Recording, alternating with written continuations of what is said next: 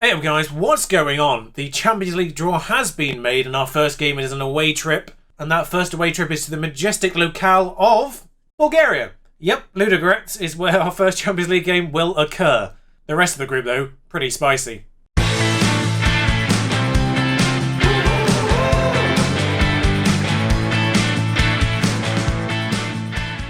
I say the rest of the group is pretty spicy. It's pretty much just Barcelona. I think Lyon we can handle, in my opinion. They're no better than sort of the teams we've beaten in the Europa League, particularly last year, of course. So Barcelona is obviously the entry one. We were first seeds, presumably from winning the Europa League, which obviously helped us avoid another of the big boys as such. That helped us. Our coefficient is 44.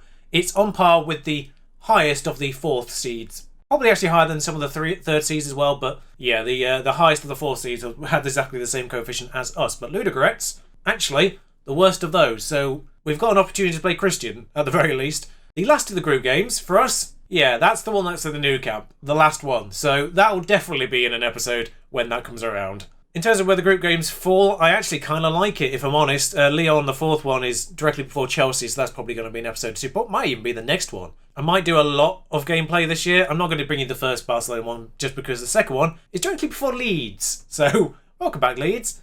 That's an episode. That's going to happen. I'm also not at the game, which is poor planning on my part. I just got excited to record, if I'm honest. But anyway, yeah, the previous games, you probably just saw them there, actually. But after losing the Super Cup due to nonsense, we did return to the Premier League and beat Watford with most of the same team, actually. We were surprisingly okay, fitness-wise, despite the extra time and all that jazz. I'm guessing just giving them a day of rest is more than enough. We have very good physios, too, which probably help, and fitness coaches. So yeah, 2-2 there, and then an incredibly disappointing 0-0 against Wolves, where that was not the most thrilling in games. Yeah, in terms of shooting, it wasn't the best display from either side. They played Lo Celso as a striker. Wolves have issues. They did have this guy on the bench. I don't know why he didn't start, considering he is actually a striker with 16 finishing and decent actual, overall striking stuff. Not great in other areas, but striking-wise, he's fine. But when you've got this lad on the bench in the Premier League, you've got problems. Tottenham then decided to destroy us. Admittedly, it was 1-1 at half-time, and then they just got too late on, and the third one just honestly came from me chasing the game at that point. And honestly, I thought the wheels were about to come off. The international break happened in between there. We won both of those qualifiers, but returning from the international break, it's one of those games I regret not doing live, because, yep, you can see the time scored there. We left it late. Just also want to give a quick shout out to STVV for getting into the Champions League, and they were rewarded with that group, so good luck. So for this, we are going to go with a defensive formation, more for rotation than anything else. Teco gets the game as a result. The goalkeeper will be Christian for this. I did say I'd play him against the weaker teams in the Champions League, and that's what's happening now. Castillo on the left, Azata and Rick will take the middle of the defence, Nyambi on the right side. Shaw's quite tired, so I'm definitely going to give him this one off. Teco, Vidarson and Seri will be the midfield for this, Madeira and Harrison, and then Koita up front. No Silva on the bench, no Saxton on the bench. I do like to keep a goalkeeper for competitions even in this stage of it. I figured I'd give a couple of people the complete day off. No Vidal on the bench. We can always push Seri or Vidarson forward if we need an attacking midfielder. There's their team. A couple of Todorovs with a third on the bench. I wonder if they're related. Or if it's just poor name engine, I guess. There's a highlight 2 minutes in. Oh, that was actually for them. Blimey. Defended fine, though. I've still got this formation thing on from the end of last year. Oh, I kind of like it. Play's been stopped here. I didn't really comment on it before that point. Yeah, play's been stopped. Oh, it's a penalty. Okay, then. So, Seri, I think this might be. It is Seri, yep. And he scored. I don't know what happened there. It looked like it went through the goalkeeper.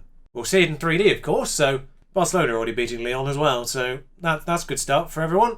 Seri, and that's gone. Yeah, it's gone under the goalkeeper. Bit cheeky, really. 22 minutes though. Gotta say, it's not quite the demolition I was half expecting. Although that's been headed at Christian, and he's kept the ball. Harrison's there. It's still a lot of Ludogorets players to get through, and they've all recovered now anyway. We've taken enough time for them to get back into what is quite actually a defensive shape. You look at it there. Cautious. Not defensive enough. Like on paper, they're playing the same formation as us, which is quite attacking. But as soon as they got on defensive there was 10 players behind the ball. Up to this point, of course. Madeira, though, just dinks it in and Koita's there. But you can see 10 of their players in that one shot there. So the cautious thing is working. But to a degree, I guess, the term would be there. Formation-wise, it was there, but then we did manage to unlock it, and that was only 2 minutes after the penalty by the looks of things, and once again, not that many minutes beyond what's happened here. How did Madeira end up on the end of that ball? If he scores from that, that'd be hilarious. There was no way in hell he should have got on the end of that, but he did. Castillo. Now, I can only assume we're topping the group because we're away from home. It looked like Barcelona had scored twice as well on the table there. We scored 3 now, though. We'll check at half time. Like, for the Champions League and things like that, the latest scores I don't feel are quite that important. But Madeira, unlucky there. 2 players that essentially ricocheted off almost. And Koita, great finish. Like, he's been my off-the-bench option for the first few games, and he's not put in great performances. So I did actually swap him for Brewster on the bench the last game. But he's found his shooting boots now, and we're officially top of the table because of goal difference now. 2, so that's good news. One of the Todorovs on this free kick. Whipped in. Filipov. Spazov. He scored. I've got to say, it's not... Considering the demolitions we've had in the Europa League in particular, against good sides as well. This is a turn-up. I know disrespected Ludogorets, but, you know, AC Milan we scored 5 past. We conceded 3, in fairness, but at least one of those was a bit nonsense. I mean, we beat Roma more convincingly than this, or Napoli, whoever it was, I can't remember. Having 2 saves in the Premier League and both of them in Europe gets a little bit confusing who's played who at times. But we do go in at half-time on top of this. Arthur and Ansu Fati scoring for Barcelona. Dynamo Kiev doing well with 10 men. Right, get back out there and just score a few more goals. Why not? I mean, obviously head-to-head's more important when it comes to sorting out the table at the end of it, in general, but scoring as many goals as you can't really hurt. There's another one. Thank you, Raul. That's a little bit more like it. 4-1. Actually, for the first time in history, like, the shots on target to goals thing is actually kind of accurate. We've had 4 goals from 7 shots on target. There's no, like, 18 saves made despite the fact we've scored 4 goals, which is a rarity. I might just pop it up, actually, on the screen during this bit. Germany beat Liechtenstein 19-0 during the international break. Their goalkeeper still made 18 saves, which is 2 more than the record. Just the overall record for a match. Imagine losing 19-0 and still beating the world record for saves. What's going on over here? I mean, if they're reviewing a penalty, it's clearly outside the box. Rick and the opponent have stopped dancing at the very least. That's something. I'm presuming it's outside the box because they're outside the box now. They may have travelled after the incident. Free kick. There we are. Thank you for pointing out what would seem to be the obvious. Looks like Kiev's defence is broken though. The Zebra have 3 points now. Obviously, Seri, one of the players we need to protect a little bit here. I just realised it's 80 minutes gone. I didn't even recognise the time there. I mean, arguably, Azata needs to be protected a little bit. The other 2 are alright. Yeah, we'll bring Courage on for a few minutes just to give Azata a bit of a break and keep him as fresh as possible for the Premier League. Like, I realise I've just selected the Leicester match. I do sometimes forget that Leicester in the original database of this are nowhere near as good as they are in real life. That's 5-1. Yeah, they really struggle, particularly in the original database. They still struggle a surprising amount in the updated database. But yeah, I do feel like in the original database that Leicester was severely underestimated, along with Brendan Rodgers as a manager. That's great. That's good news there. Well done, everyone. I'm actually just going to bring Ramirez in as Mazzali.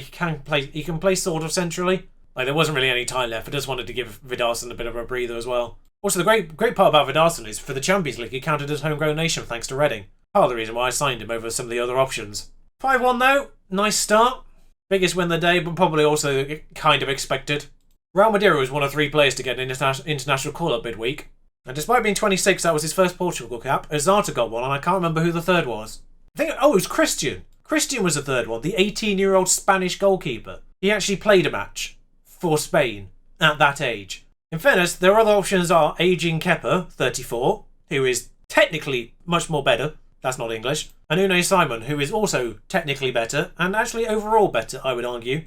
Considering Kepa's age and sort of physical decline at this stage, I would probably play Simon as first choice, but I don't know who they played to allow Christian to play that one. Oh, it's just friendlies. Did they win the last World Cup? Or are they hosts? They're the hosts. It's just friendlies. Okay, then in that case, play Christian all you like. In fact, definitely play Christian all you like because it will improve his value. Gonna give them a day off anyway. Although, in fairness, the team that played that aren't my first team anyway. Gotta be said, Tottenham, Premier League winners, got a fairly tough group. PSG, Lazio in there with Schalke. Man United's kind into Milan there. Celtic and Salzburg, though, probably beatable for them. Although they did lose to Inter. Dear Sports Interactive, please can we have this question a little less frequently? It's literally every other match. Just got the news that Dani Alves became a manager somewhere. He's been a manager for a little while, but it just amused me that he was referred to as Daniel Alves, as if the game is telling him off. Daniel Alves, you come here this instant.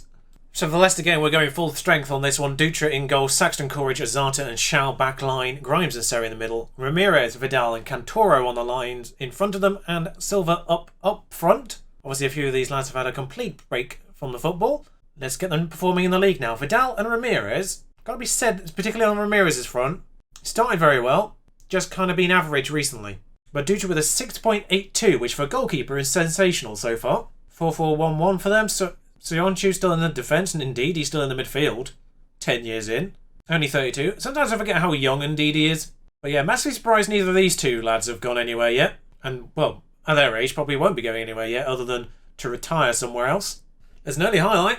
I was a little bit worried, actually, about that Ludogorets game, because I sort of tweaked all the set pieces on this formation, and then I realised after I started the Ludogorets game, I was on the other formation, and thus those changes had not gone into effect. Particularly with the penalty takers as well, but thankfully, one of the correct penalty takers still took that penalty. Saxton, Ramirez, Saxton, Ramirez again. Saxton's gone ahead of him. He's just decided who fitted their defender instead. What the... McCormack's got through here. Rogers is in a bit of space. I don't know what he's done there, if I'm honest. How has that gone in the goal? He clearly wrong-footed Dutra as well, because he barely moved. McCormack gets past that too easily, and Rogers isn't closed down, and Dutra, yeah, definitely wrong-footed, judging by that dive. Leicester started the day in 16th. Worth noting, they had 2 points. Azata back post. Oh, nearly. Azata's the one we're targeting with set pieces at this point. By the way, that was one of the tweaks I made. I realised Courage and Azata were the wrong way around in terms of their heights and jumping heading ability when it came to set pieces, so they have been adjusted as such. Grimes at the back post for this one. Not quite. May need to look at free kicks. I haven't actually looked at those, if I'm honest. Throw-ins, corners, what have you, they've been adjusted to prioritise the correct defender. That was woeful. Also woeful defending. So thankfully Sergio saves that one. Yeah, the draw with Wolves and the loss to Tottenham left us with 10 points. Just outside 7th at that stage. I think we're 8th starting the day today. But top 7, sort of as expected. Arsenal missing out. Southampton the surprise so far this year. That's gone wide. Oh, I should mention, we are 6th in the season preview. We are in single digits to 1 to win the league. I think 6-1. And this is ridiculously bad. This is my first team. No good you being anxious and frustrated. Be focused. Oh, it's a long throw. I wonder what's going on here. Courage, for some reason, is the one who's got onto that, despite the fact he's not the target for those. Why is Azata back? Why is this not saved my throw-in? Right, okay, I need to look at the throw-ins again, clearly, because it's not saved. Seri to Cantoro. Out to Saxton. Courage. Seri. Stop trying to do that pass, for crying out loud! You keep getting intercepted every friggin' time. What is wrong with you today? As short as possible. Because you're clearly incapable of passing it any further than that. Yeah, the throw-ins didn't save for whatever reason. Hello, Silva gets under this throw-in from our own half, though, and passes it off to Ramirez, who has a chance to do something in this match. Plays about to Courage. Of course he does. All the way back to Sergio, and we can try again on the opposite side, maybe, if we do it quickly enough. Grimes out to Cantoro. There we are. Shaw's ready in the wings, but he's going to come inwards and try from 30 yards. Ponce on. Madeire's not on the bench for whatever reason. Harrison on that side there. Shaw's on a 6.4. Didn't even notice that. I'm just getting off both the wings because they're booked as well as being average. Obviously, Ponce I wanted to develop, but I'm really hoping it doesn't end up being like a Van Gastel situation. Oh, we've nipped that. Ponce's come in. He's had a crack himself. Yeah, fair enough. I mean, the positioning of our striker there wasn't brilliant. So we're going to change him. For whatever reason, the strikers aren't really clicking yet. Quite got 2 midweek, of course, but Harrison's done fantastically well there. Chase number 11 for ages. He's going to ruin the shot, obviously, but the pressing there was sensational work. Obviously, we've gone attacking as well. I'm going to tell him to show some passion, because this is ridiculous. Harrison. Seri's going to get on the end of this. Number 19, Koiter, I think. This isn't running particularly well, but if he squares it to him, he will score. But he doesn't, because the game engine sucks. I'm sorry. The game engine's okay, but in that situation, it is obviously woeful. And there's no other way to describe it. No player in their right mind would ever do that. We're seeing this corner as well, but I don't think either of these are important in any way, shape or form. It's gone back to Shaw and the highlights ended, yeah. It's just one of those moments where the frustration of the match engine is a bit shitty. Shaw's tries to lob that one in. Harrison's under it. Harrison. Koiter's back post. He's going to be like 9 million miles offside there. Yeah, he was. Managed to hit the post twice, though, despite all that. Well, damn. What on earth was that, team? We have Derby County midweek in the Carabao Cup. That should be a nice, straightforward one, I would hope. Derby County is where we nicked Kovalev from. Their youth intake, we just nabbed him at that point. I always keep an eye when Derby's youth intake comes in because they do tend to get a few good ones. That's where Kovalev came from, and I'm probably going to play him against him. Just for fun. In terms of us, it kind of depends on how much I think I can get through before I need to record again. Both the Lyon matches are followed by big games in the league, so it'll either be Lyon and Liverpool or Lyon and Chelsea, depending on how much I can actually get through before we meet again. So, until then, ta-ra.